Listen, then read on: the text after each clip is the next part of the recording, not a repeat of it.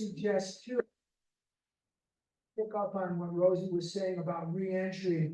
Call some people that were here and share with them, and it'll kind of help you get kind of back into the swing of things to go to meetings, do what you need to do. But just remember the magic that was here this weekend. You know, time flies in life, and I found that life is very much a quick phenomenon. We're gonna be back here hopefully next summer, all healthy and all in recovery. And we got the OA birthday coming up in January. There are all kinds of things, sorry, that happen in the world of OA.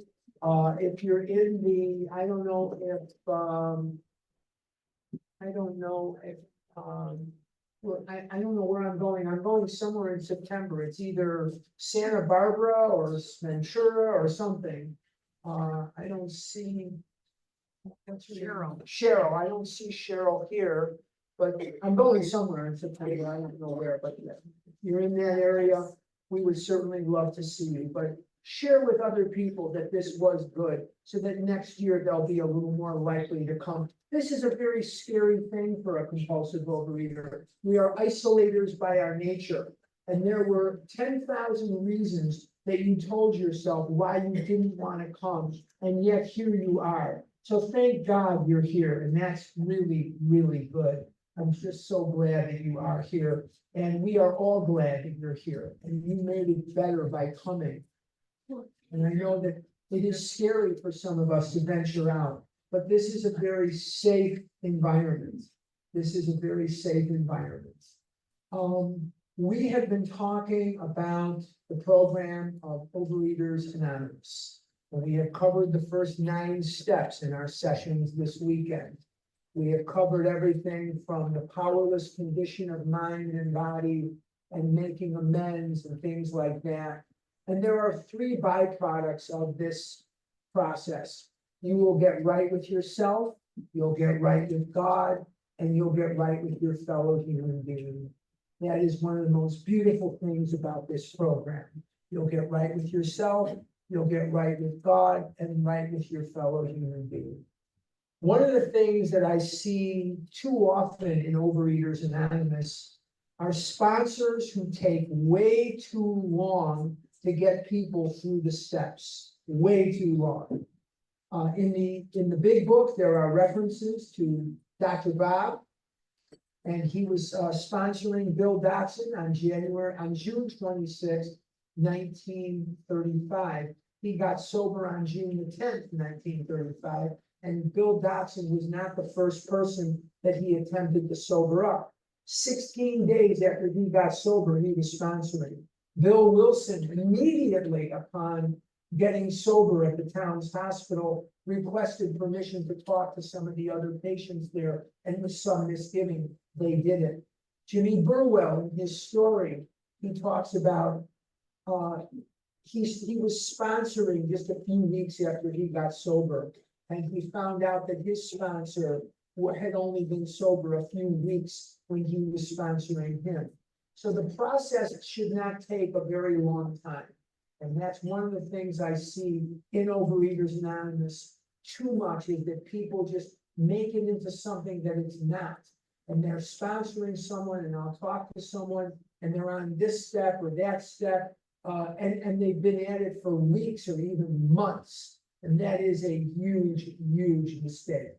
You want to get people to the point where they are sponsoring, because as Clancy Imslin teaches us, you learn more by transmitting spiritual information than you ever will by absorbing spiritual information. And so we learn that, and we find that it is so, so true. You learn more by transmitting spiritual information than you do by absorbing spiritual information. Let me just get up here for a second. My sincere hope is that you will all just not have any more birthdays. Just, I hope you'll have them, but you'll ignore them, because man, getting old is not for sissies. It's just not for sissies. All right. Let me see what we have here. Oh yeah, this is the Zoom thing that we're doing. Okay. We've talked about the first 9 steps, but remember that no matter how evolved my recovery gets, I will never rise above the level of a human being. And as a human being, I need something to keep me on the straight and narrow when things don't go my way or when they do. When people aggravate me or they don't. When something happens or nothing happens. When I'm angry. And don't ever tell me that you didn't do any 10 steps during the day, because I don't care who you are. Something or somebody is just not going to stick to your script. Wait till you get home, like Rosie was talking about before. Wait till you get home. You're going to find something was left out, or something's this, or something's that. And one of the things that is so instrumental in my survival is step 10. And one of the things I've noticed about step 10 is it, like much of the big book, gets changed and expanded, and all kinds of things happen to it. And it is so simple. It is so simple that if you just follow what's in the big book, it's just a very, very easy process. So let's take a look at page 84 in the big book of Alcoholics Anonymous, page 84. And this is what we're going to find. This thought brings us to step 10, which suggests we continue. Now, the word continue is going to be in here 4 times. Another thing that makes me mad, so I have to do a 10-step. Somebody will call me, they're in complete relapse, and I talk to them about working the steps. They said, oh no, I worked them years ago. And I said, no, then you really didn't understand. You worked them every day until you died. A woman in Philadelphia, Pennsylvania came up. No, not Philadelphia. I was Kim G, who lives in South Jersey. And I was there, and she comes up to me. She says, can I call you when I'm done with the steps? And I said, no. And she looked at me like I was the creature from the Black Lagoon. And I said, there's no phone in the box, and you work the steps till you die. You work the steps until you die. So now we're good friends, and she doesn't mind me telling you that story. But all right, this thought brings us to step 10, which suggests we continue to take personal inventory and continue to set right any new mistakes as we go along. Sorry. We vigorously commence this way of living as we cleaned up the past. Let's stop right there. That is telling you that you do not wait to start step 10 until they're done with 9. Big mistake I see people making when they sponsor. It does not say we vigorously commence this way of living after we cleaned up the past. It says we vigorously commence this way of living as we cleaned up the past. That means concurrently. That means while we're doing it. That's what that means. We are doing this while you are doing step 9. There are references to 11 in 9. There are references to 12 in 10. So we work the steps together. We don't wait till we're done with 9 to start 10. We work the steps together. That's very, very important. Okay, we have entered the world of the spirit. And when I hear the words or read the words, we have entered the world of the spirit. What that means to me is I have entered into a relationship with my Creator that enables me to be the man that God intended me to be, created me to be, and wants me to be. I am no longer the codependent little fat boy that was born in Chicago in 1954. I am the man that God intended me to be in many, many areas of my life. I am sure of myself when it comes to answering any question about program. I don't have to waffle and find out what I think you want me to be or what I think you want me to say so that you won't run away from me or you'll like me. I am the person that God intended me to be. And I like myself, not in a narcissistic, sick way, in a very healthy way. And I believe in God, and I pray every day of my life.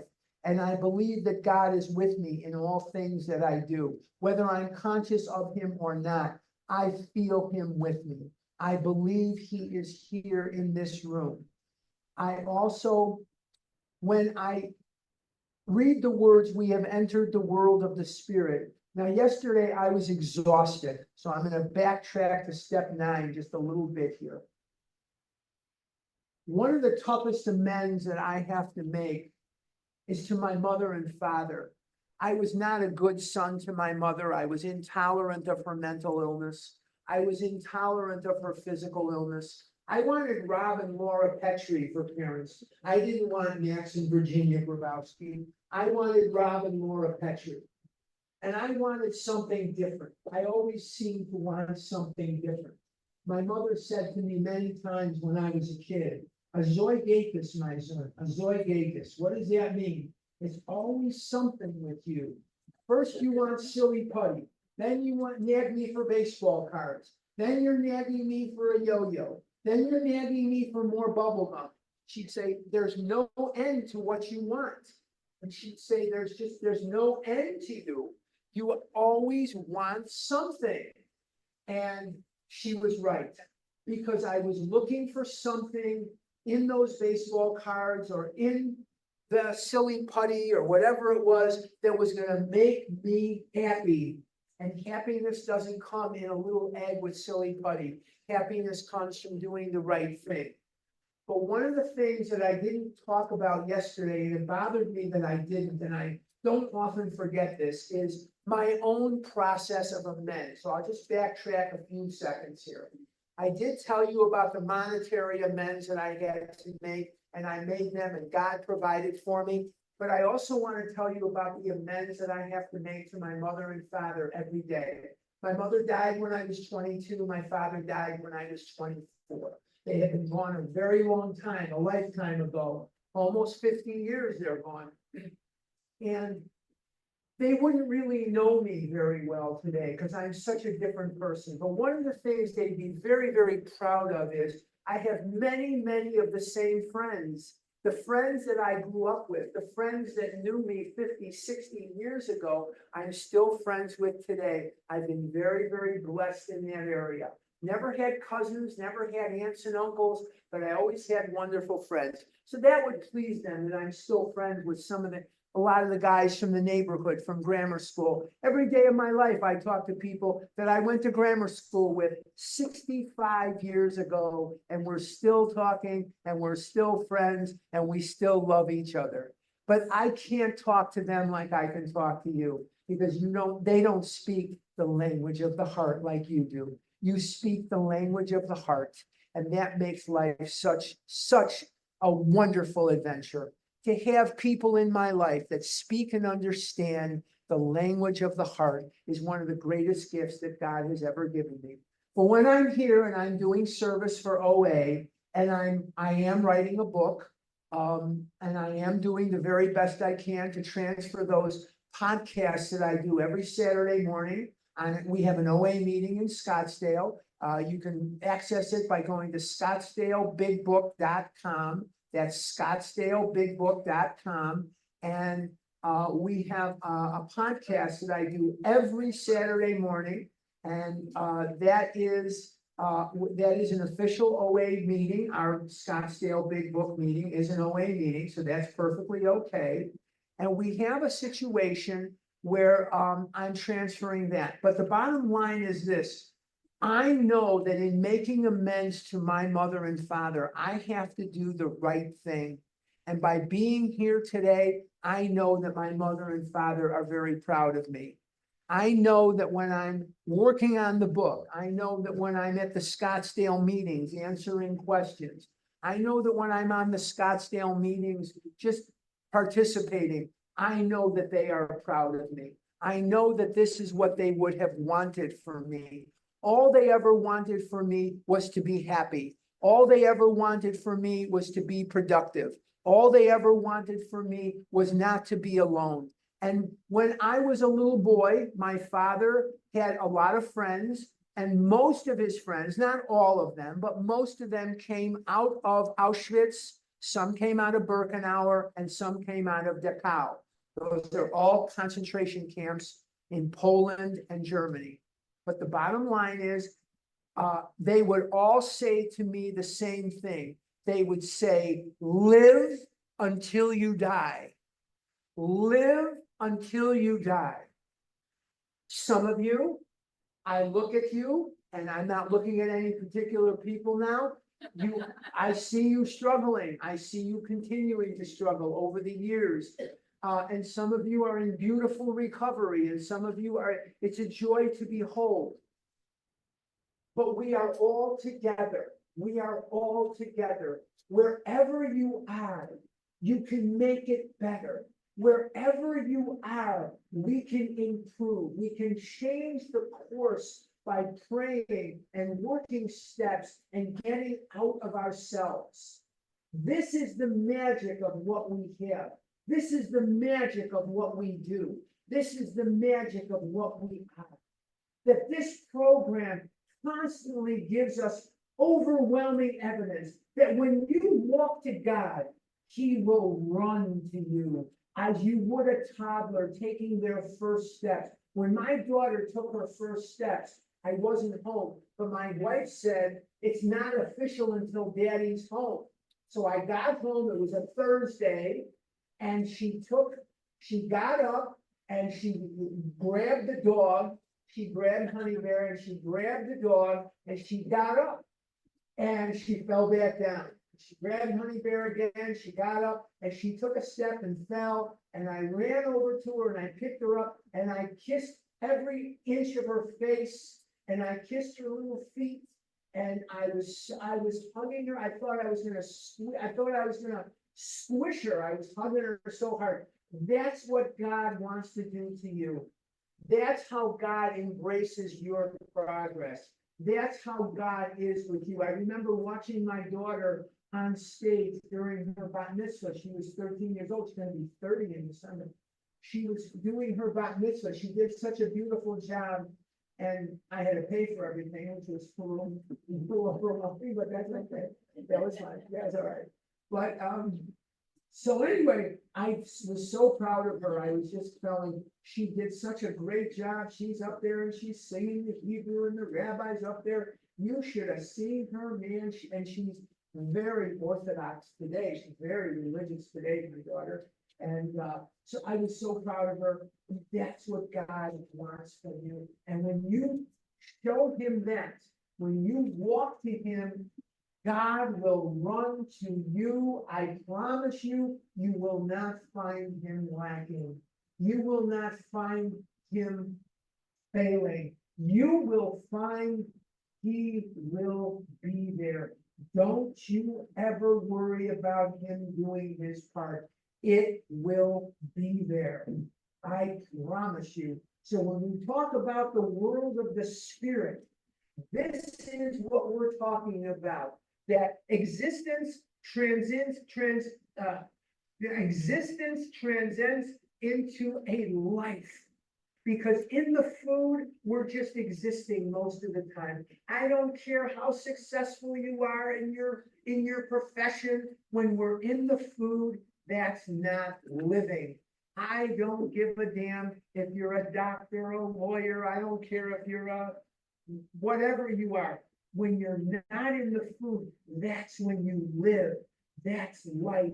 When you enter into the world of the Spirit, that is the secret of it. And step 10 is something that brings me closer. Now, I take a lot of step 10s and I do step 10s. And the other thing it puts me in touch with is I'm just another human being. Because I think so much of the time, egotistically, I think that these fears I have, these thoughts I have, these insecurities that I have are secret and unique unto me. And what I find is I'm just another bozo on the bus. I'm just another bozo on the bus. I remember years ago, I don't know, it's funny that God put it, somebody just asked me before about sponsoring people from another program. And I've sponsored lots of men who come over from AA, from NA, from other programs, mostly AA. And I've learned to just ignore it. Because the more you pay attention to what they're doing in AA, the more lost we get in our OA program. And I've learned over the years, just ignore it. Whatever they tell me, but we're doing this in AA and we're doing, I said, that's great. This is a different addiction. Move on. Move on. Because you cannot fit AA feet into OA shoes. You just can't. It's a different thing. There's more accountability in OA than there is in any other program. They don't have to weigh themselves. They don't have to weigh and measure food. They don't have to change their food plan as they age. They don't have the accountability that we have here. If I'm not changing my food plan as I age, I'm going to gain tremendous amounts of weight. If I went back to eating like I did 5 years ago, 6 years ago, 10 years ago, I will gain weight like there's no tomorrow. And I will tell myself I'm abstinent because I have a written food plan dated 5 years ago that says, this is your food plan. But I'm 5 years older, and I hate to tell you, the more birthdays you have, the less food you get. I don't like it either. I know. I've paid my dues. Hey, every once in a while, I want a double meat Whopper too. But the bottom line is, it doesn't work that way. And the more birthdays you have, the less food your body requires. You just can't burn it like you did before. So unless your food consumption reduces over the years, you are going to be in trouble. They don't have that in NA. They don't have that in AA. They don't deal with that. I was on the board of directors for years at the North Scottsdale Fellowship Club. Some of you know where that is. I know some of you have been there with me many times. I was on the board of directors and I was the only non-alcoholic on the board. These guys don't know what a 10-step is. Most of them, these guys don't know half the stuff that we deal with every day. You know why? They don't need to know it. They just don't need to know it. And I watched them eating donuts, and some of them would have one donut, and some of them would have three, and they would split a fourth, and they were done. And some of them, they would chow on those donuts like there was no tomorrow. I never said one word, I never said a word, whatever. Hey, knock your socks off, kid. But we'll keep the light on for you. We'll certainly keep the light on for you. I like Sunday morning. I can just talk to you. I don't have to, I'll read, but I don't have to. I'm not under that gun at the time like I am the other days. So I always enjoy Sunday morning because the hardest part of my job is over. The hardest part of my job is the Saturday session. It's the longest session. It wears me out. I sleep good on Saturday nights when I'm doing this radio. But we had a lot of fun last night. Hey, with trivia, I didn't play bingo. Bingo was fun, but I did the trivia and we had a lot of fun with the trivia and the bingo, and everybody looked like they were having a good time. It was a lot of fun, and all the people that planned this, you did a knockout job, just a knockout job. Now I'm thinking about it, don't take home your plastic badge covers. These things get reused. While I'm thinking about it, I'm gonna put mine here on the table because I've gone home on airplanes with these things, and these guys can reuse these things next year. So I'm gonna take the guts out of mine and I'm gonna give them back the plastic. If you don't know I'm Harlan by now, well, I don't know what to tell you. Just don't know what to tell you. And I'm gonna count on, what? Do you know your? Yes, I do. Yes, I do. And I know one other thing that's so important. I am God's child. I am a child of God. I am not some unfortunate fat boy who was forgotten about, and I'm not in any way, shape, or form denying the love of God. And the more I run to God, the more I walk to God, the more God runs to me. I am so lucky to be part of this program. I never thought in 20 million years you'd ever hear me say how lucky I am to have suffered the hell and the torture of compulsive overeating my entire life. I once thought that being a compulsive overeater was the worst thing that could have ever happened to a guy like me. Now I find it's the best thing that ever happened to me. The friends I have in here, the memories I have from the years of traveling this world in service to OA. I've been lucky enough to go to Jerusalem, Israel, and do one of these. I've gone to Anchorage, Alaska, Edmonton, Canada, Toronto, Canada, Winnipeg, Canada. I've been to Fort Lauderdale, Florida, San Diego, California, Cape Cod, Massachusetts, Boston, Massachusetts, and most points in between those extreme geographical points. And I cannot begin to tell you how lucky I am to know in my heart that no matter where in this world I go, I have friends. No matter what city I would go to, I have a friend there, and they'll be in OA, and they will come and they will meet me and they will sit with me and they'll meet my plane and we will laugh together and we will cry together and we will grow together. And that's a lot to know. Not a lot of people have that. Not a lot of people have that. Okay, so we have entered the world of the spirit. Remember, we're still in step 10, because I can get sidetracked here too. See, on Sunday morning, you gotta be careful with me because I don't have to, I don't have the same pace on Sunday that I normally have with this. Okay. We have vigorously commenced this way of living as we cleaned up the past. We have entered the world of the spirit. I'm on page 84. Our next function is to grow in understanding and effectiveness. This is not an overnight matter. It should continue for our lifetime. And this is another thing that tells me this must continue for your lifetime. Continue to watch for selfishness, dishonesty, resentment, and fear. What step did we use to deal with selfishness, dishonesty, resentment, and fear? Step 4. So this is the instruction on the spot check inventory that I do several times every day. I watch for selfishness, dishonesty, resentment, and fear when these things crop up. Notice it doesn't say if these things crop up. It says when these things crop up. We ask God at once to remove them. That's a specific instruction. What step did we use to ask God to remove our defects? 6 and 7. So here we're on guard for selfish, dishonest, resentment, and fear. That's step 4. Now we're going to use step 6 and 7. We discuss them with someone immediately. That means I'm going to be on the phone or in person. We discuss it immediately. I hear this Narishkeit all the time. I do my 10 steps in the morning. I do my 10 steps at night. I do them according to the big book, which means I talk about the thing immediately. What step did we use to do that? Step 5. So we've got 4, 5, 6, 7. Okay, we discuss them with someone immediately and make amends quickly. Steps 8 and 9. If we have harmed anyone. So far, we have worked 4, 5, 6, 7, 8, 9, and we're working 10. Then we resolutely means with purpose, turn our thoughts to someone we can help. Love and tolerance of others is our code.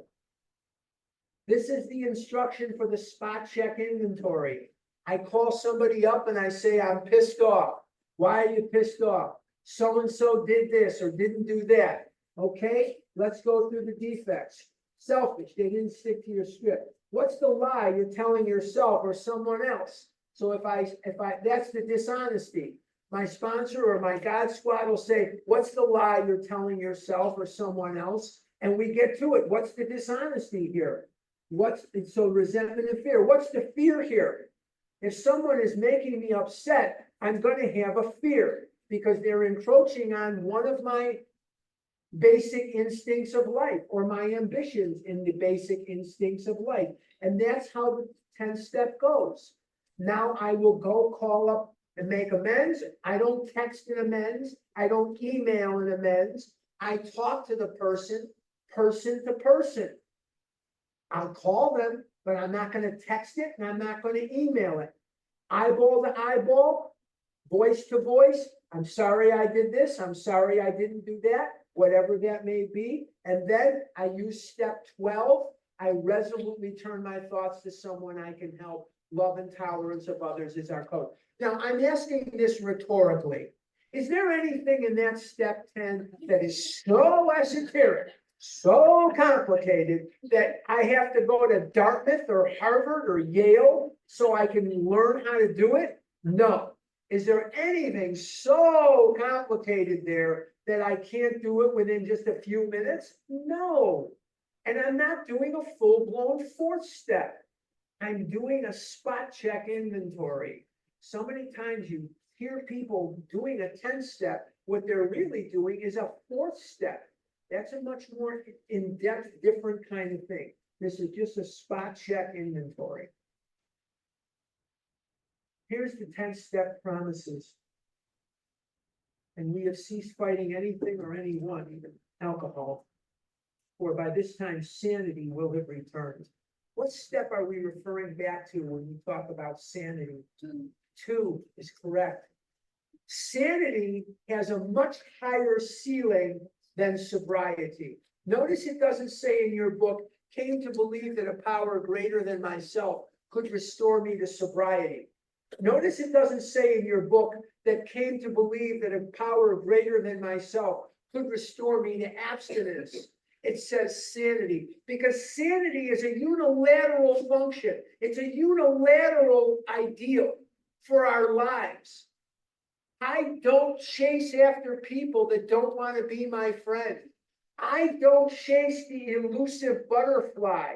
I don't sit there and rack my brain because this person doesn't like me or that person doesn't like me. It's okay. It's part of life. I don't try to make myself into something I'm not so that I can curry your favor. Sanity means that I am myself, and that if you like me, that's great. If you don't, I wish you well, and I wish you bluebirds in the springtime and music at all junctures of life. We don't have to agree. I'm a Cubs fan. Maybe you're not. I'm a Bears fan. I'm an Oregon Ducks fan. Maybe you're not, but that's who I am. And I'm not going to be something I'm not just to hope that you will like me and not abandon me. We have ceased fighting anything or anyone, even alcohol. And that means, remember I told you, there are 4 things that all compulsive overeaters, addicts, alcoholics, codependents, Al-Anons do. They lie to themselves and others. They keep score in their relationships. They assign blame, and they fight battles that just don't exist. I'm not fighting battles that don't exist. I don't have to fight the battles that don't exist. I am who I am. I'm not tilting at windmills. I'm not tilting at windmills. It's okay. It's all right. For by this time, sanity will have returned. We will seldom be interested in liquor. If tempted, we recoil from it as if from a hot flame. We react sanely and normally. There's sanity again. And we will find that this has happened automatically.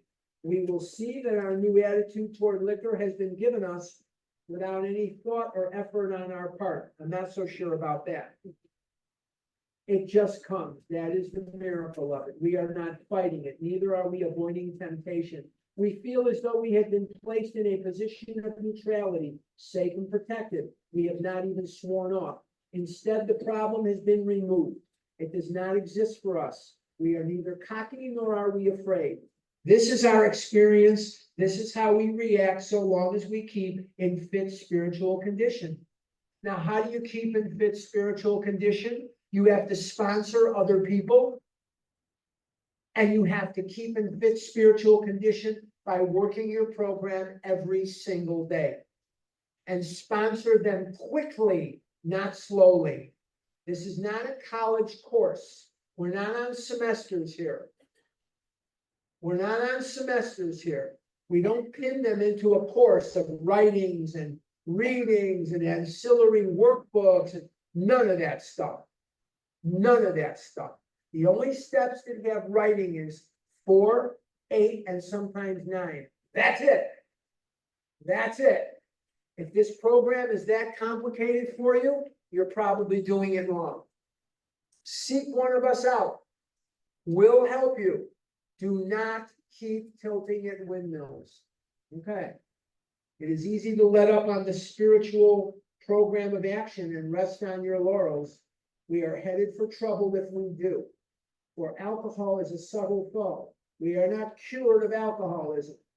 What we really have is a daily reprieve contingent on the maintenance of our spiritual condition. Every day is a day when we must carry the vision of God's will into all of our activities. How can I best serve thee? Thy will, not mine, be done. These are thoughts which must go with us constantly. We can exercise our willpower along this line all we wish. It is the proper use of the will. Much has already been said about receiving strength, inspiration, and direction from him who has all knowledge and power. If we have carefully followed directions, not suggestions, directions, we have begun to sense the flow of his spirit into us. To some extent, we have become God conscious. We have begun to develop this vital sixth sense. And we must go further, and that means more action. This is not a program for people who want it. This is not a program for people who need it. This is a program for people who do it. This is an action program. It says every day. You think, honestly, you think I want to answer those fakakta questions at the end of the Scottsdale meetings for a half hour every day? It's the same freaking question over and over again. Same freaking question. How long should they be abstinent before we work the steps, 2 days? How do I get a food plan? How do I sponsor? How do I do this? Same thing. But this is how I serve God. And you know what? It seems to be working because I haven't compulsively overeaten in over a quarter of a century. When we do the countdown at the birthday, we have everybody stand. And then if you have 30 days or less, you sit down. And if you have 6 months or less, you sit down. If you have a year or less, you sit down.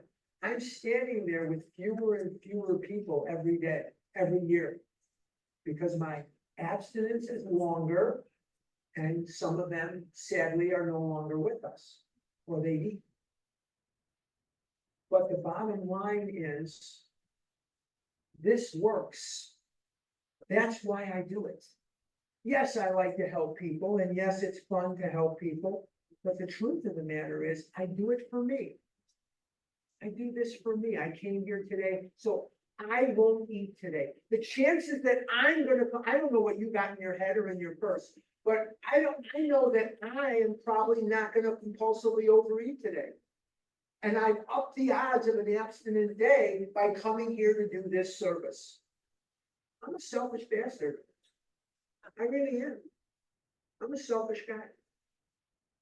The Oxford group was very into prayer. The Oxford group was very, very much into first century Christianity. And the Oxford group influence is all over our book, but it is especially apparent in step 11. Sought through prayer and meditation to improve our conscious contact with God. So, as we understood, let's go to the bottom of 85. And this is a step 11 is something I do in the morning and I do it at night. And how I do my step 11 can be different than you. I say different prayers that I became attached to from my childhood. Prayers that you wouldn't want to say. You're a different religion than me. You have a different background than me. I do different things. I do Tillim. I do whatever I do. But the bottom line is that I have my inculcation from childhood, and yours is different. Are they bad? No. Absolutely not. That's why I don't like to answer specific questions on step 11, because I'm going to be telling you things that are totally inappropriate for you. I'm a different religion than you. I have a different background than you. God speaks to me differently perhaps than he does to you. So I have my routine and you're gonna develop your routine. There are guided meditations online all over the place. Google them, they will help you. That's how I started. I started Googling guided meditations. And then I put in this prayer, I put in that prayer, I took this out, I put that out, I put in this, I took out that. And by, you develop what works for you. But nothing is gonna develop until you take action. Nothing is gonna develop until you take action, because this is not a program for people who need it. This is not a program for people who want it. This is a program for people who do it. So do something. Don't sit there and be looking at this step 11 and how am I gonna do this and what am I gonna do? Do something. Do something that works for you. Maybe you're an atheist. Well, they have guided meditations that will work for you. Maybe you're an agnostic. They have guided meditations that will work for you. You think you're alone in that? But do something. Don't sit there and not and do nothing. Don't do that. Because that's not gonna, nothing gets you nothing. You want different, you gotta do different. You want different, you gotta do different. You want the same, do the same. But being controlled by fear, being controlled by confusion, I am as confused as my ego wants me to be. My ego wants me confused. My confusion is equal to what my ego does not want me to see. My confusion is equal to what my ego does not want me to see. My ego wants to assert itself and be in control of my life. And God and my ego are kind of struggling out there for control of my life. I want God to win. So I forced myself to take action after action that the ego isn't going to like. One of those things is prayer. One of those things is meditation. I like to do it with somebody, and I happen to have a lady in my life. We do our step 11s on the phone or in person together. She lives in Illinois, I live in Arizona, and when we're together, we do them together, and when we're apart, we do them on the phone. I like doing it with someone else. It makes it much more pleasant. And we've struck middle ground on a lot of our prayers and things because we're different religions. So we've struck middle ground and we love it. I mean, I'm crazy about it. I love doing it with her. She's just great. And it's a great way to start your day. It just is. And it says somewhere, I don't remember where, wherever two or more are gathered. Well, there we are on the phone and God's right there with us. So when two or more are gathered, why do you think there's such power in the meetings? Because there's people there that are seeking that relief from this horrible situation. Horrible situation. Wherever two or more are gathered, I will be. And that's what God says. Step 11, bottom of 85. I'm gonna sit my tuchus down here for a minute, and then I'll start yelling at you during step 12. I promised somebody yesterday I'd yell at you today. Step 11 suggests prayer and meditation. This is pure Oxford group. Meditation to the Oxford group was just staying still. Staying still. They used to take their quiet time. Now you hear people talk about two-way prayer. They would just stay still. We shouldn't be shy on this matter of prayer. Better men than we are using it constantly. It works if we have the proper attitude and work at it. Notice it doesn't say it works if we sit there and play with our yo-yos or something.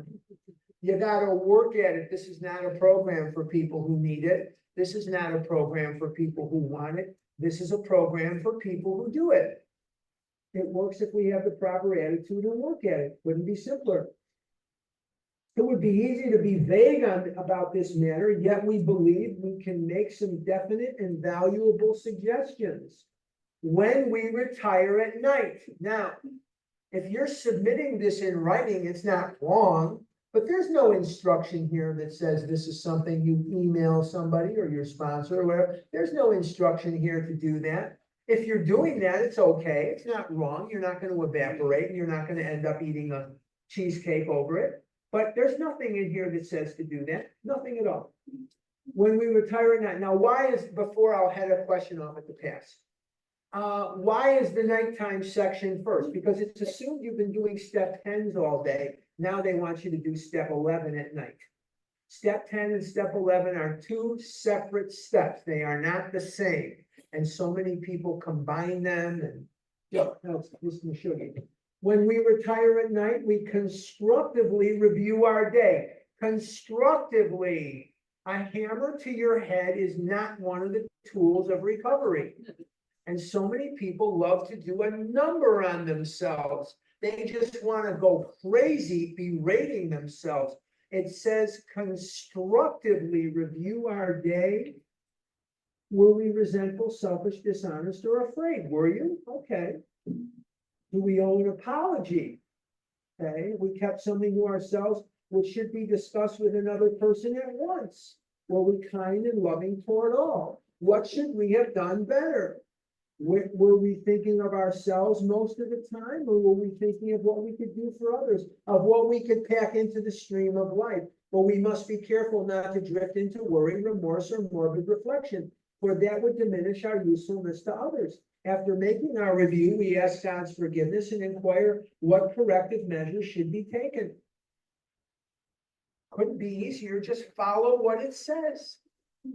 We're not going to line you up against the wall and shoot you because you had a resentment or whatever.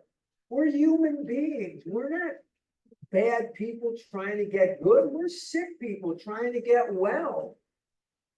But you have to take the action. This is not a program for people who need it.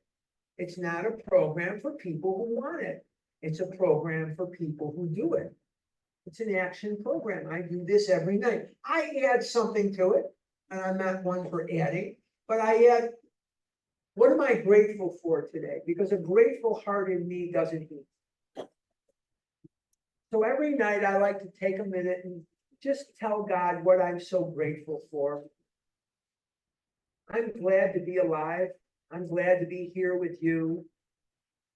I'm glad that I have something my father gave me and told me about every day of my life. I'm glad to be an American.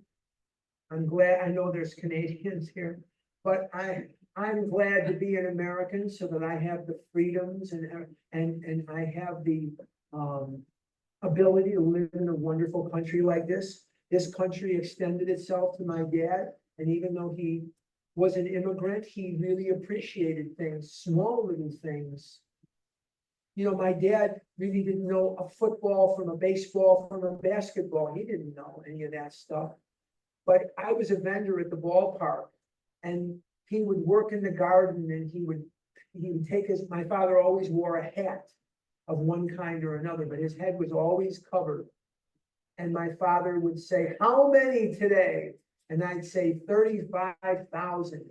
He'd laugh and say, what a country, my son," he would say. My son means my son. And he'd say 35,000 people screaming their heads off at a ball game on a Tuesday afternoon with nothing to do but scream their head off at a baseball game. He'd say, what a country, what a country.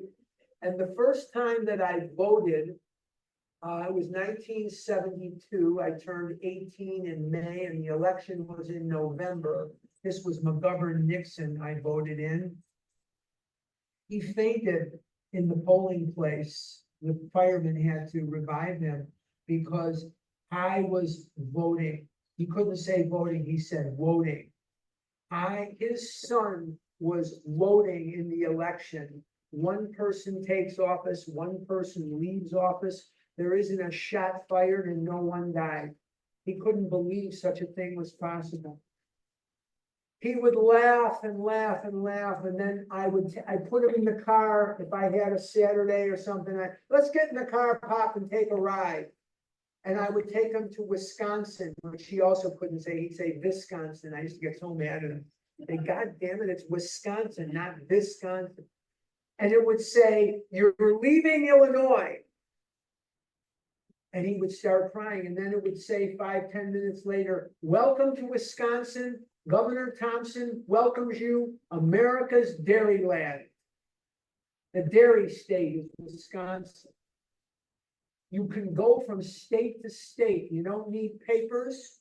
There's no checkpoints. There's no military. There's no soldiers. There's nothing. You can go from one state to the next, and you can just decide to go. And you don't need any paper or any authorization to do it. He couldn't believe such a thing was possible. Couldn't believe it. That you could do such a thing. Go from one state to the next. Couldn't believe it. One last thing. Sometimes I would say to my father, Dad, I'm hungry. And he would look at me and he'd say, you don't even know what that means. You don't even know what that means to be hungry. So I'm very grateful to be living in America. I'm grateful to be alive, and I'm grateful for Overeaters Anonymous. So I want to remember that every day of my life, and a gratitude list is a part of my step 11. And often God will bring me to tears because the gratitude, I have such a bounty of blessings in my life today. Yes, I wish certain things were different from 30, 40 years ago. I wish I was retired. I wish this, I wish that. I wish the Cubs didn't suck. But the bond, you know that every Chicago team in the last year was a last place team, just about. Every damn Chicago team was a last place team. The Bears finished in last, the Sox finished in last, the Cubs are in last. I mean, it's very hard to live in this world when this is going. On awakening, let us think about the 24 hours ahead. We consider our plans for the day. Before we begin, we ask God to direct our thinking, especially asking that it be divorced from self-pity, dishonest, or self-seeking motives. Under these conditions, we can employ our mental faculties with assurance, for after all, God gave us brains to use. Our thought life will be placed on a much higher plane when our thinking is cleared of wrong motives. Thinking about our day, we may face indecision. This is pure expert group. We may not be able to determine which course to take. Here we ask God for inspiration, an intuitive thought, or a decision. We relax and take it easy. We don't struggle. We are often surprised how the right answers come after we have tried this for a while. What used to be the hunch or the occasional inspiration gradually becomes a working part of the mind. Being still inexperienced and having just made conscious contact with God, it is not probable that we are going to be inspired at all times. We might pay for this presumption in all sorts of absurd actions and ideas. Nevertheless, we find that our thinking will, as time passes, be more and more on the plane of inspiration. We come to rely upon it. We usually conclude the period of meditation with a prayer that we be shown all through the day what our next step is to be, that we be given whatever we need to take care of such problems. We ask especially for freedom from self-will and are careful to make no requests for ourselves only. We may ask for ourselves, however, if others will be helped. We are careful never to pray for our own selfish ends. Many of us have wasted a lot of time doing that. It doesn't work. You can easily see why. The last paragraph I read is reflected almost verbatim on page 13. If circumstances warrant, we ask our wives or friends to join us in morning meditation. If we belong to a religious denomination, which requires a definite morning devotion, we attend to that also. Now, members of religious bodies, we sometimes select and memorize a few set prayers which emphasize the principles we have been discussing. There are many helpful books also. Suggestions about these may be obtained from one's priest, minister, or rabbi. Be quick to see where religious people are right, make use of what they offer. As we go through the day, we pause when agitated or doubtful and ask for the right thought or action. We constantly remind ourselves we are no longer running the show, humbly saying to ourselves many times each day, thy will be done. We are then in much less danger of excitement, fear, anger, worry, self-pity, or foolish decisions. We become much more efficient. We do not tire so easily, for we are not burning up energy foolishly as we did when we were trying to arrange life to suit ourselves. It works, it really does. We alcoholics are undisciplined, so we let God discipline us in the simple way we have just outlined. But this is not all. There's action and more action. Faith without works is dead. The next chapter is entirely devoted to step 12. Now, we don't have the time. We're not going to go through chapter 7 in its entirety. But we're going to read one line from the top of page 89.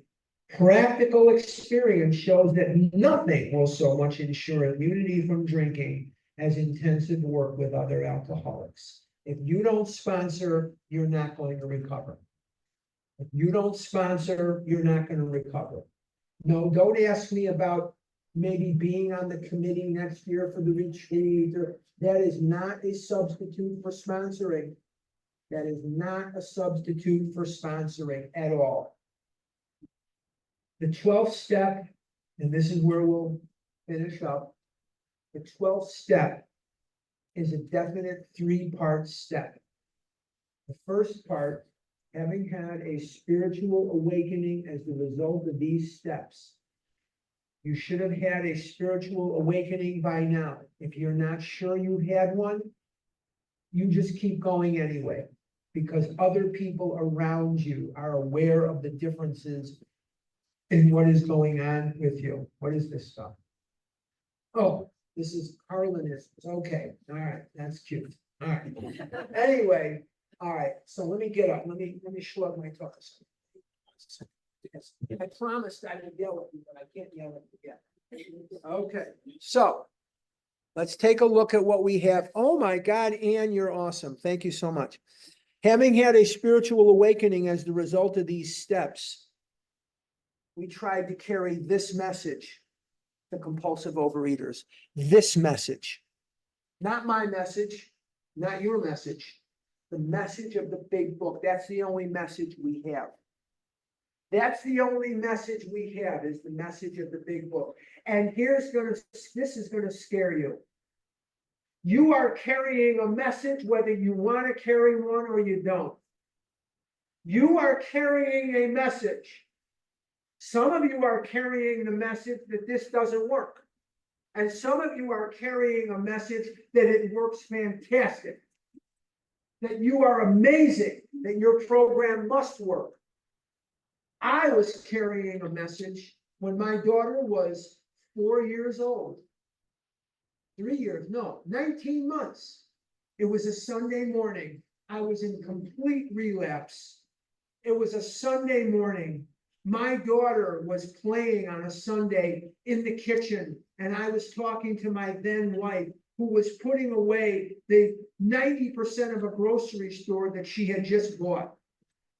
And she's putting things away in here and putting things away in there. And it was unbelievable. And my little daughter, 19 months old, in August of 96, she was born in 94, December to 95 is 12. This is August of 96. She's in her diaper. It was a very hot Sunday for Eugene, Oregon. Hot for Eugene, Oregon is high 80s or 90. That's like 120 here.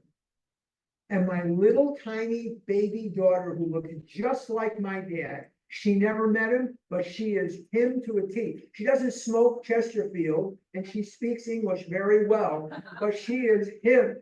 She's got his mannerisms and his sense of humor, and she never even met him. He was dead for decades before she was born. She opened up the refrigerator and she turned to her mother and said, "Shit, Esther, there's nothing in here." If looks could kill, I would have been vaporized on the spot. "Shit, Esther, there's nothing in here." And I was in complete relapse. Now, moving forward, we're living in Scottsdale, Arizona. She is now 7 years old, and I have 4 years of abstinence. And I was watching a show called something about two brothers. They won the lottery and they used to rob houses. My Name is Earl. I'm watching the premiere episode of My Name is Earl about guys going around making amends. She comes into the family room in Arizona. She looks at the TV. She looks at me. She looks at the TV. She looks at me. She says, those guys are just doing their 8th and 9th step, right, Dad? Without a word from me. This is what she was picking up from me just by the message that I was conveying to her. That we are all carrying a message, whether you want to be carrying one or you don't. And God has a job for you. God has a job for all of us. Because there are people out there and they are dying. They are dying of this disease. And I could think of a lot better ways to die than this. This is hell on earth. And you've got a story, and to a person, to the world, you're a person. To that person, you can be the world, and you can light them up and give them something nobody could give them. Hope that if you recover and you were molested and you were bulimic, and you had this operation or that operation, and you have this kind of family, and this happened to you, then maybe they can recover too. That in this world, the psychiatrist couldn't give them hope, and the one that shot the urine of pregnant women up their butt couldn't give them hope, and the doctors couldn't give them hope, and the hypnotist couldn't give them hope. And the guy who wired their jaws shut couldn't give them hope. But you can.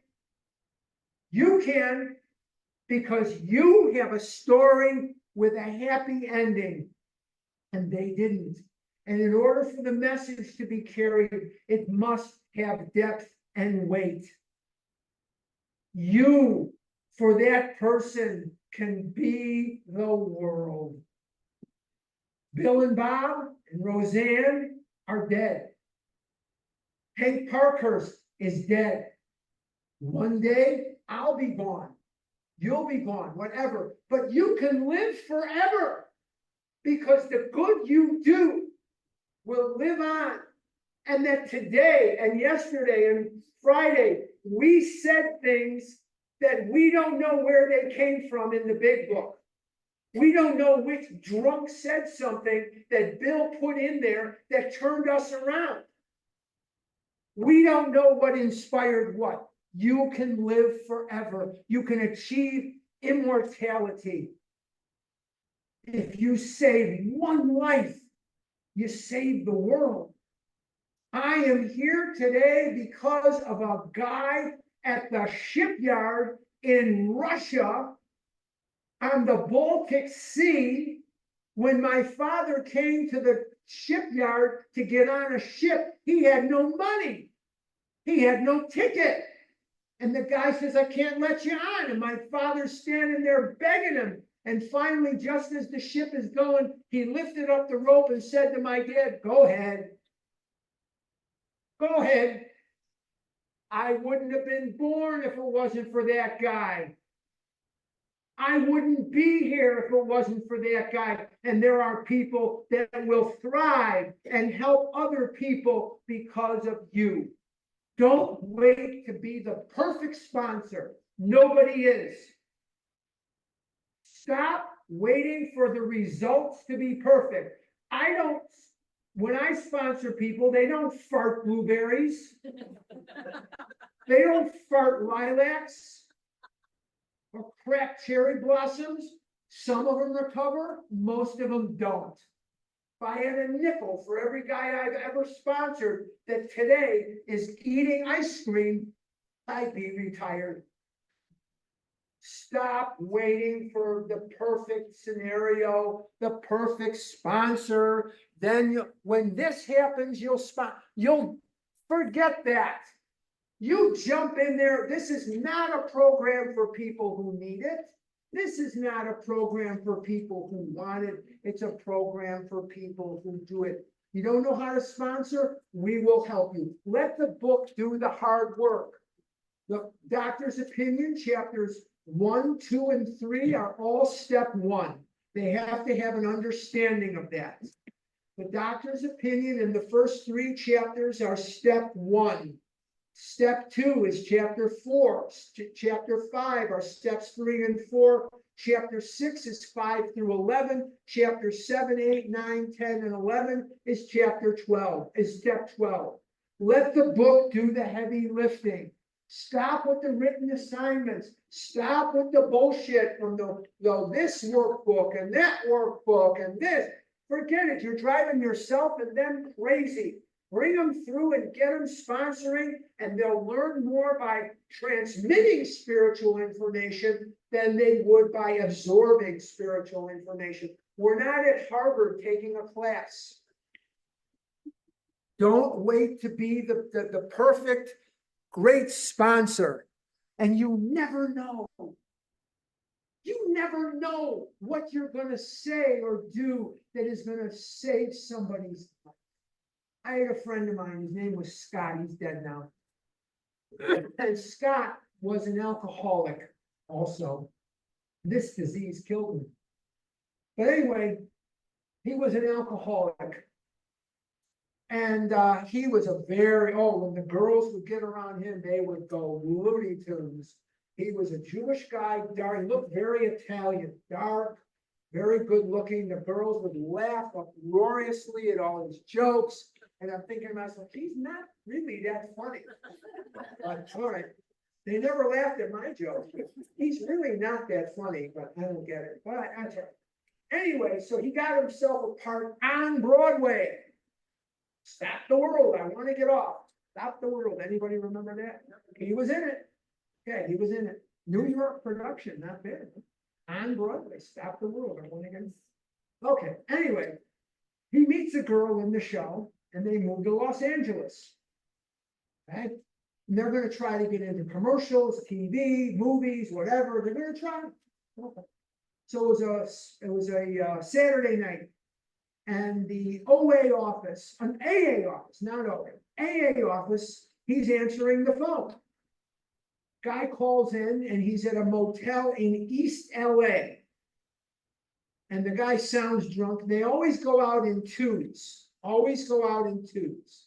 So they go out to this motel. If you know anything about LA, the east side is not the high rent district. And this guy's sitting there on the bed and he's drunk. And Scott goes in there with this other guy. And they're talking to this guy for a while. And they realize he's falling asleep. So they forget any of this. They take the whiskey, they put the cap back on it, they put him in bed, and they leave. 5 years later, 5 years later, he is speaking in San Diego. And he does his lead, and a guy comes up to him and clamps a bear hug on him and says, "You saved my life." Scott says, "I don't know you." And the guy says, "Oh yeah." He says, "Do you remember some years ago, you came to a motel on a Saturday night and you talked to this guy at the motel?" And Scott says, "Yeah, I remember that, but that wasn't you." He says, "Oh no, that wasn't me." He says, "You're right. I was hiding under the bed and I heard every word you said. And I haven't had a drink since." You never know. You never know what you're going to do that is going to change the course of the world. You have that power when you are in recovery. Don't shirk your duties. Don't you dare sit there on your ass and let us do all the sponsoring. It is a shame that there are people that I run into by the hundreds that do not sponsor in this program. You are not gonna get recovery in an 11-step program. You will get recovery in a 12-step program. And you owe. This is not free. Screw you, this ain't free. You owe, baby. You owe. A spark was struck in Akron, Ohio on June the 10th, 1935, when a man named Dr. Bob met a guy named Bill Wilson in May, and on that day, Dr. Bob was sober. And a spark was struck. And in 1955, after that message was passed for years from one shaking hand to the next, one unsure hand to the next, it reached a man by the name of Jim Willis. And Jim Willis was in Gamblers Anonymous. And he had started Gamblers Anonymous because he knew that gamblers needed a place to identify, and he knew that they couldn't identify necessarily in AA if they were not alcoholics. And he started Gamblers Anonymous. And in 1959, in November, on the Paul Coates Show in Los Angeles, a TV talk show, with their voices and faces disguised, 5 members, including Jim Willis, appeared on the Paul Coates Show. And they were talking about their gambling addiction. There was a housewife named Roseanne Scholar watching the show. She had 2 little babies in the house. Her husband Marvin was asleep. And she knew that they had a friend that had a gambling problem. And in December of 1959, they went in Los Angeles to a meeting of Gamblers Anonymous. And at that meeting just happened to be Jim Willis. And Roseanne listened to this meeting of GA. And she identified right down the line, not with the gambling, but with her eating. And she walked up to Jim Willis at the end of the GA meeting and she said, "Do you think a program like yours with these steps could help someone like me with food?" And he turned to her after hearing the pain in her voice and said, "You know, Roseanne, I don't see why not." And on January the 19th, 1960, in West Los Angeles, California, the very first meeting of Overeaters Anonymous took place. And we have succeeded. In Luling, Texas, in 1961, there was a guy by the name of A.G. Ainsworth. And A.G. Ainsworth had a problem with food and weight and things like that. And he was coming back from an AA retreat, a silent retreat. And his friend Robert and him had made a decision to stop off at a bakery, a German bakery. Luling is a German community in Texas. And he really didn't want to partake in the bakery, AG didn't. And he asked his friend Robert, "Robert, do you think a program," he didn't say program, he said program. If he had a very thick Texas accent, say program. Like I can see AG now, I'm standing there, he's a big, tall Texan. Anyway, I can kind of see Roseanne too. But anyway, he said, "You think a program like yours would help someone like me with food?" And he said it in a way that made it seem like he was kidding if Robert kind of turned on him and made fun of him. But Robert heard the pain in his voice and said, "You know, AG, I don't see why not." And A.G. Ainsworth and a woman by the name of Norma B. started a program in Luling, Texas called Gluttons Anonymous. You look up in any good dictionary, glutton is really what we are, what I am anyway. And there were 5 meetings of Gluttons Anonymous in Luling, Texas. There were 16 meetings of Overeaters Anonymous in and around Los Angeles, California. You heard from one of the pioneers of OA yesterday, Beverly. She was there right at the beginning. And A.G. Ainsworth called up the AA office in New York City and wanted to know if there was anybody using the steps and the book for food, and they put him in touch with Roseanne. And on a Sunday evening, just like today, on a Sunday, they gathered round at AG's house and they called Roseanne. And it was like Stanley finding Livingstone. AG, in his private jet, flew members of the 5 groups of Gluttons Anonymous, including Norma B., out to Los Angeles. And they had the very first business conference. And in a vote of 16-5, we became Overeaters Anonymous and not Gluttons Anonymous. The vote was 16-5, and we have flourished thusly. We are in 77 countries. We have meetings all over the world. We are representing here at least 2 countries, Canada and the United States. At the birthday, you will see other countries. You will see other representatives from OA community. We are in 77 countries as of now. And A.G. Ainsworth became the first man in OA, not because he did anything so special, but because up to that point, men were not allowed in OA. The charter was originally for women only. He not only became the very first man in OA, but he became the very first chairman of the board of trustees. And he got us off to a very, very good start because these were a bunch of housewives and AG was a businessman. And he got everything settled down. And a guy by the name of Sandy B., not the circuit speaker from AA, but he incorporated us as a nonprofit through the 10 provinces of Canada and 50 states of the United States, and we have been flourishing thusly. But we need you, and we have work to do. There is much work to do. We have a program that only depth and weight will be the conduit of the information. You have a program with depth and weight. You have to know that if you don't sponsor, you are not going to recover.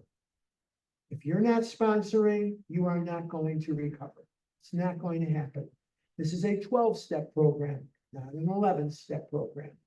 And finally, the 12th step, and to practice these principles in all of our affairs. To do that, you need to be conscious of doing that, and it takes work. This is not a program for people who need it. It is not a program for people who want it. It's a program for people who do it. I am a little early, but I'm going to close, go to the bathroom, drink my seltzer, and then I'll take some Q&A and we'll end with our prayer later. But before the final benediction, which I will give you on page 164, at this time, I always want to take a minute to thank people who made this possible. Usually I'm nervous because I have a plane to catch. When I do these, I normally am out of town. And I am an anxious traveler. I don't like plane travel so much, not because I don't trust God and I'm thinking the plane's going to crash. I'm just a homebody. And I like, when these are done, I just want to go home. And today I'll get that chance. But I want to thank Rosie. If you're on the committee that made this happen, would you please get up and please, if I don't right away know your name, help me out here. I know that Ann A., Rosie, you are Mindy. Yes, Mindy. God, you're half of what you used to be. You're half the woman you used to be. Mary, Mays, okay. Nancy J., Thank you so much, Bonnie, our chair. Oh, thank you so much. The sheriff back there, Natalie, thank you very much. Kathy M. Yeah, Kathy P was also helping me with some covert operation. I have 13 left on that covert operation. Deborah, thank you. I didn't see you in there. Thank you, Deborah. And Kathy. Jan C. Oh, Jan, did you help? Okay, all right, okay, all right. Chanel's just walking in right on cue. Chanel organized a lot of the fundraising that we did. Chanel was responsible for much of the fundraising that was done in the Scottsdale group. Just did a tremendous job. So I want to thank each and every one of you from the bottom of my heart. I will never forget this retreat. I remember every one of them. I take you with me in my soul. I take you with me in my heart. And there are times when things just don't go my way, or times when they do go my way, where I will think to myself, I want to eat this, or I want to eat that. And it is your spirit, your face, your effort that keeps me from those horrible, horrible things. And just remember, as you go out from here, any idiot can count the seeds in an apple, but only God can count the apples in a seed. And that your good deed will make a difference in the world. Any idiot can count the seeds in an apple, but only God can count the apples in a seed. I'm going to end, and then we're going to take a break, and I'll come back and we'll do some Q&A. I hope that you enjoyed this. I hope that this was good. I hope that you learned something or got something reinforced during our weekend. We did. Thank you.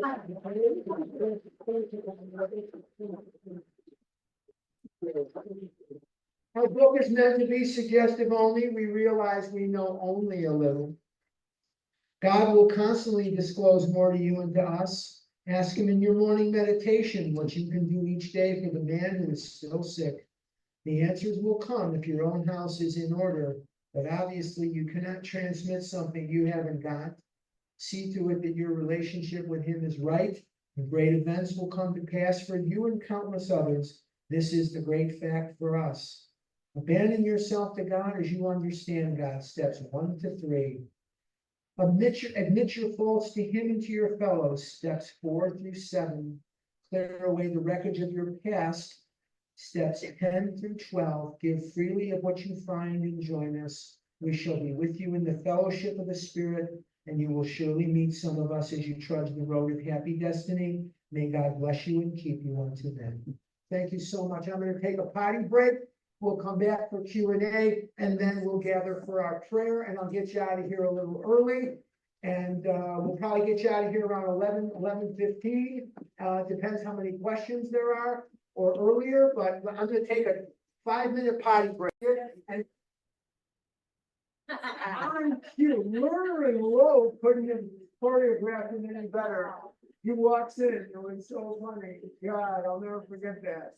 This was, and it was unbelievable. I mean, oh, we gotta think this one, and we gotta think that one, and then Chanel did the fundraising, and the thing, and then, oh, there she is.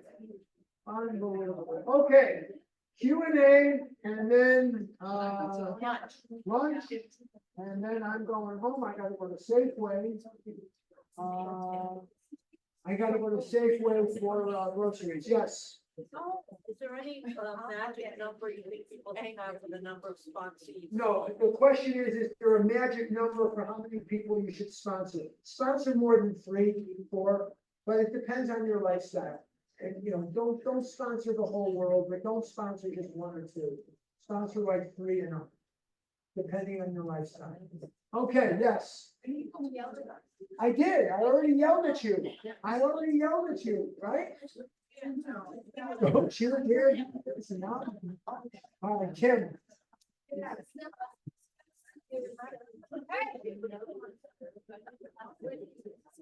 Well, the first thing is I have to have, oh, the question is, when someone comes to me and says, well, I sponsor them, I have to have an opening, number one. Number two, I'm sponsoring too many people right now as it is.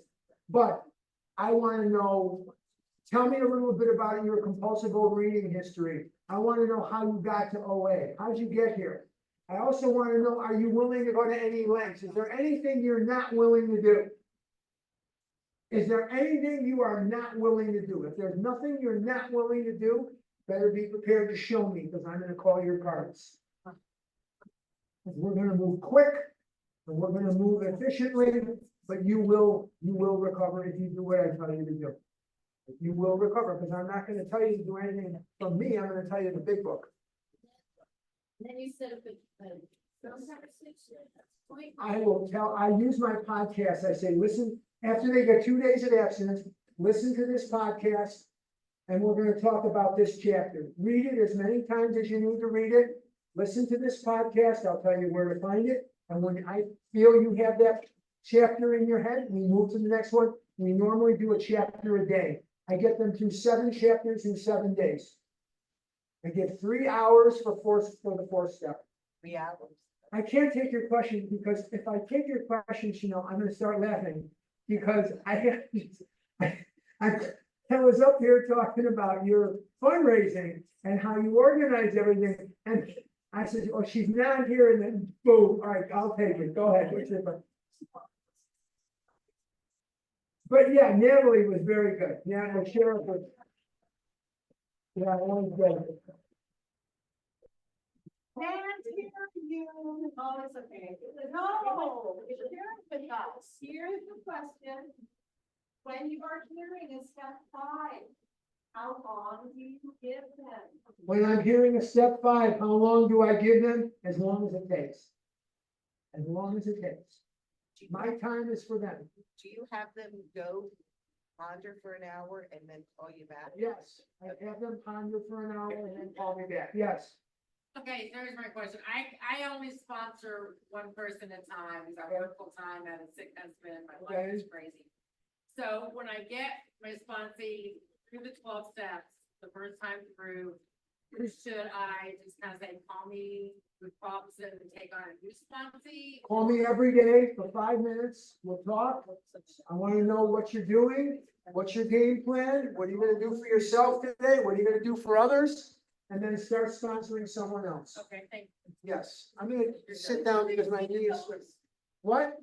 Would you repeat what you just said? What I repeat? What did I just say? I would sponsor someone else. It's just a very quick conversation. What are you going to do for yourself today? What are you going to do for others? What's your game plan? And concentrate on the new person, but the old person gets your attention as well. You will learn more with more professors, and each sponsee is a professor of mine. They are my professors. Okay, yes. You commented on how few blacks Latinos there are Right. here. How about why are there more bitter? Well, I think that culturally speaking, the question is, I've commented this weekend that we lack blacks, we lack Hispanics, we lack Native Americans, we lack many minorities, and this group is a homogeneous group. And that's not okay. I mean, I'm glad you're here, but I wish we were more diverse, because there's people in other communities dying. The question is, why aren't there more men? And the answer is, I don't know. I'm here, you're here, that's all I can do. I sponsor men who struggle with this disease, and I really don't know. Honestly, I've been asked that question, I've asked that question, and honestly, I couldn't tell you. I just don't get it. Are that it's more acceptable for a man to have a beer belly or whatever. I was never acceptable for me, and if that was a beer belly, then I was the whole keg. Because I was 335 pounds as a senior in high school. So I don't know what it's like just to have a beer belly. I don't get that. I was never moderately okay. I was not okay. So I was afflicted with this at age 0. Why there aren't more men in here, I don't know, but it really is sad that there isn't. It's sad. Yes, over here. People coming out of relapse, Mhm. how do you feel about going through the steps again? How do I feel? I feel great. I mean, do they need to go through the steps again? Of course they do. Because if they had been effective in their first endeavor, they wouldn't have been in relapse. So I treat them as if they just walked in off the street. As a matter of fact, I'm often tougher on them than I am the new person that's never been here before. Because relapsers have bad habits. Relapsers didn't do the work. And if you want different, you better do different. You better be prepared to tell me that and show me what you're gonna do different. You want different, you gotta do different. You want the same, do the same. We make the same fakakta mistakes, we'll be in relapse again. Yes. My sponsor is really good. He's very tough. He screams at me once in a while, not about food. He'll scream at me about my reluctance to change my mind on certain things or my reluctance to adapt to certain situations. I tend to stay with the familiar more than he'd like me to. So he get in areas of romance, areas of life. So he's very, very involved in my recovery. He's very involved in, I talk to him every day and he's wonderful. He's a really, really good guy. I'm very lucky. Yes. Are you friends with him? I would say yes and no. I mean, there's a line that, I mean, he's the sponsor, I'm the sponsee. We're friends in that we care about each other. And I hang out with him in Los Angeles when I'm there, because he lives there. No, we don't talk a lot about friend things on the phone. We talk about programming. We really talk about programming. He'll be wanting to know about this. He'll be wanting to know, how did this go? And I'll tell him. And he'll say things, something like, did you do your job, your good job? I said, yeah. He'll say, great, and blah, blah, blah. And he'll ask me about that stuff, and then he'll ask me, how's my day? And, things like that. So, yeah, we're not enemies, but yeah, we're not friends. Yes, in the back.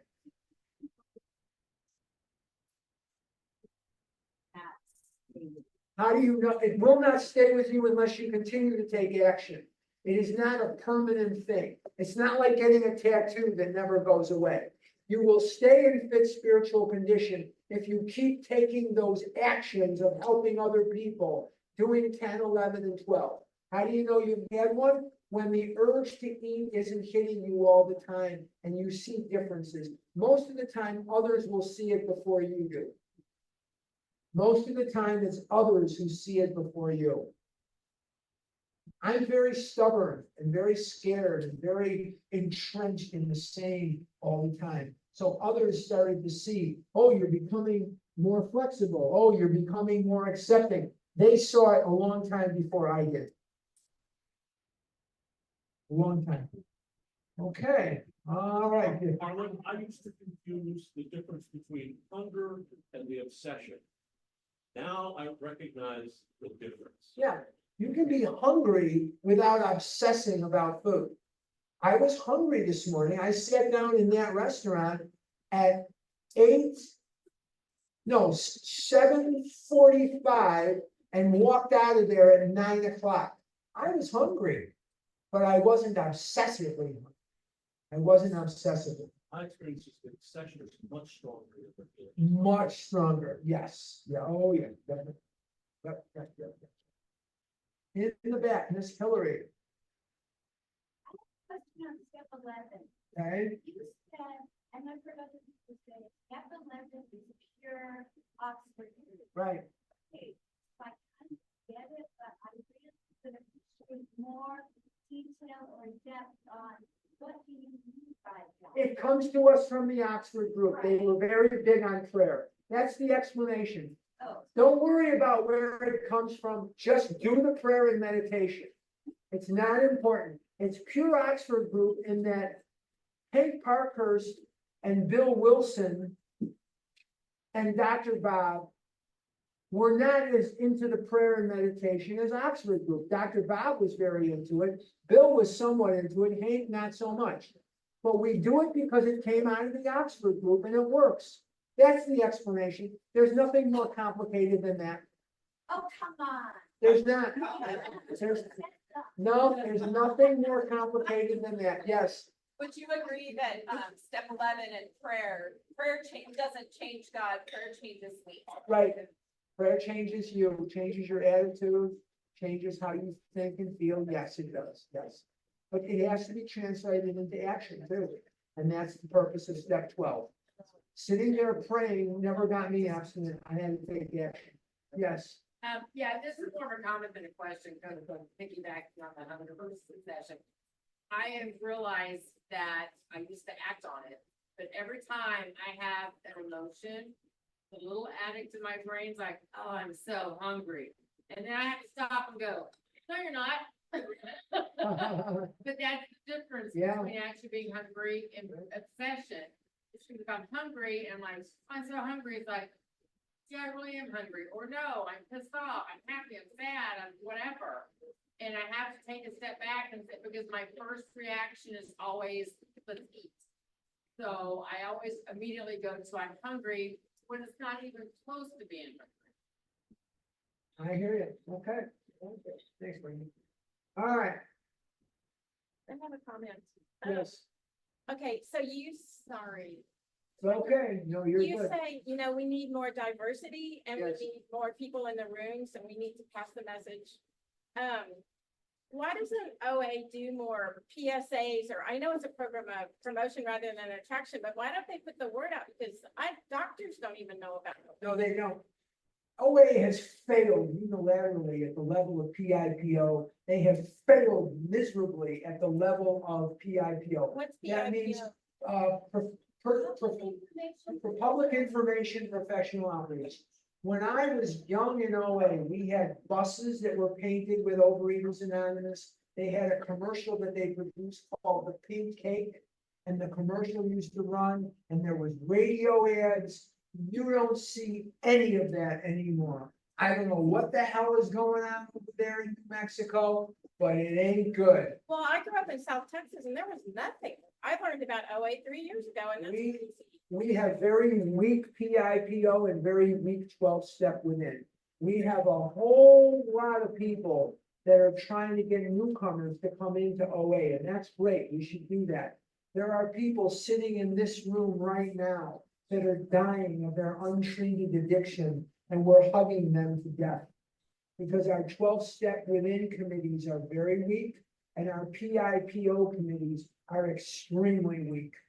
They are non-existent. I don't know what the hell is going on over there in New Mexico, but it ain't good. What's 12-step with it? 12-stepping people that are already here. Oh. 12-stepping people.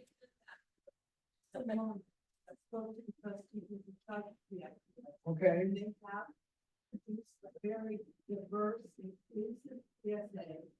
However, it's treated more so on the local level, national level. Doing on the national level is really hard for them. we haven't seen one in 15 years. Just saying. We are a bunch of volunteers. Sorry. I'm beginning to find it, she's the chairman of the ISDI.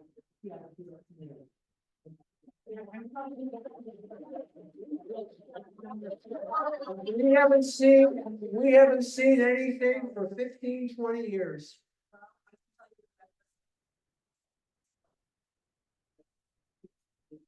I appreciate your service. We have to do more than talk. Have you ever changed the doctor's opinion about this program? No, I've tried, but I can't. They don't listen. Yeah. They think. But we can do better. The shots, wires, frames, and all the rest of it. We can do better. What did she say? What did she say about the doctor's opinion? Have you ever changed a doctor's opinion about OA? Oh, not the. We can certainly do better. We can certainly do better than what we're doing. I'm not denigrating your service, but we can do better than what we're doing, because I haven't seen an ad or a bus bench or a billboard in 15, 20 years. It's budget. It's budget. If people are giving $1 maybe in their seventh tradition, there isn't a lot of money for the GI. Then we need to put more asses in the seats and our 7th tradition will be very high. We need to put more asses in. What? Fire more sponsors. Yes, we need more sponsors. We definitely do. Yes, So my question is about social media. yeah, We're talking about getting the word out. okay, And so, but we're an anonymous program. okay. So I'm following Overeaters Anonymous official on Instagram. How is it? You don't have to use your personal name or your photo at the level of press, radio, film, television, or other public media. So I- But you can mention OA. OA is not a secret society. We are not a secret society. I can share what. You can share OA, you just can't share your likeness, your information, or mine, or, other people's. You can't do that. But the bottom line is, Overeaters Anonymous is not a secret society. So Harlan, Yes, some of us are dually addicted and go to other programs. yes, Like AA. So if I'm going to an AA meeting and I have friends of other cultures besides myself, think it's appropriate for me to talk to them and ask them. not during the meeting. No, never at the meeting. I'm not saying during a meeting. But just like somebody here, if I'm really in tune with you, I'm gonna ask you a question afterwards because you struck it. We don't govern what you tell people on your private time. But that would probably another way, be another vehicle for outreach, Then do it. because some of us are involved in more than one program. Talk it up. Talk it up, Jack. Never hurt anybody. Kathy, did you have a question? I did, I just wanted you to, you hit on it just a minute ago, and I wanted to make sure you clarified it for everybody, this spiritual awakening business, it's not becoming so wonderful that you don't need 10 steps or No. when you talk to God, you can sing your praises because it was a great day, so how much of a spiritual awakening are we talking about? We're talking about a spiritual awakening that puts you in a place of neutrality with the food. Go out there and sponsor. If you're thinking you might not have had one, go out there and sponsor. You're at step 12, go sponsor. You're not eating, go sponsor. You're eating, don't sponsor. Somebody back, wait, not Cheryl, somebody, yes, Cheryl. I just have a comment. People do things. I had an experience where my doctor saw me change drastically. They saw 80 pounds go away from me. And they actually asked one of them, both two, asked me. One of them emailed me, a doctor, never emailed me before, and said, what's that drink you go? And so it's powerful, like Good. we can give that information and each one of us in our own way, it might seem small, but it'll make a difference. And there's multiple regions that have multiple committees, and every one of us can get on there and do service and start to be part of making these kind of effective. There's always room for more service. Our PIPO has failed utterly. They have been grade F, 0. I haven't seen an ad or a bus bunch or a side of a bus or a billboard in 15, maybe 20 years or more. We used to do that. They used to do buses in Chicago. We used to do benches. We used to do billboards. We used to do a lot of things. You haven't seen it for decades, not years, decades. Decades. Yes. I just wanted to say that if people feel like they haven't been welcomed, that there are people going to lunch and they're meeting in the lobby at noon. And so if you're feeling like you would like to be invited, I'm inviting people. Go ahead, go for it. Yeah, good job. It's Mexican. Okay, takes me out, but all right. Takes me out. All right, yeah, but anybody that wants to jump in there, like, what you're talking about, believe me when I tell you, with PIPO, with 12-step within, the only place we have to go is up. Because we're right at that 0 floor level right now. Haven't seen an ad in decades, not years, decades. In Chicago, we had bus benches, we had buses, we had billboards, radio ads. You don't see it anymore. Do you think someone made a vote that it was against traditions and? No, it's stopped not it? against traditions. OA is not a secret society. No, they did not. Yes, I just wanna say the Westchester United Intergroup, we did do a billboard a year ago, we did do the placemats. And then when we have a hotline, when people call, you know, for a meeting, we ask, what did you see? But you know, Harlan, no one's, I don't know, maybe it's not reaching, we're not doing the right places. what placement? Like that we did placemats at a diner, but it was very isolated, 2 diners in the county. Right, and 1 billboard in White Plains by Whole Foods, so you know, that's upper middle class. So, but anyway, you're making. We need more. We need something. We need to change something. We need to volunteers. We need volunteers. Get involved. Talk to Phyllis. We need- Get involved. Get involved. There are 4 people who are trying to reach out to 200 We need more. dietitians. We need more. We need more people. But it's training people that we training all people, we have multiple things, we get multiple hundreds of things every day, people respond to that next word, feelings wrong, that's really important. So if you go to one of the regions, you can have them come out and train more regions on how to do these things. That's a really important way to learn. Any change is good change when that's, because what we're doing ain't working. It ain't working. It ain't working. Okay. Let's get Rosie up here and Rosie will. Thank you all. Thank you.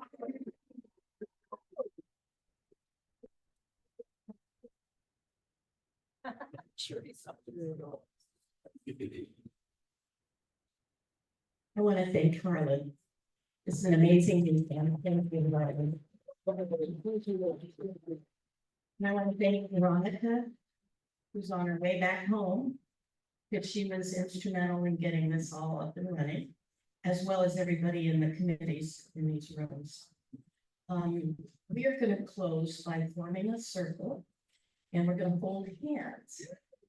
And the other thing we're going to do is in one sentence, we're going to talk about what we got from the retreat this weekend. Just one sentence, so that it's brief, but everybody has a chance to say something about what they received as a gift this weekend. Can I stay seated?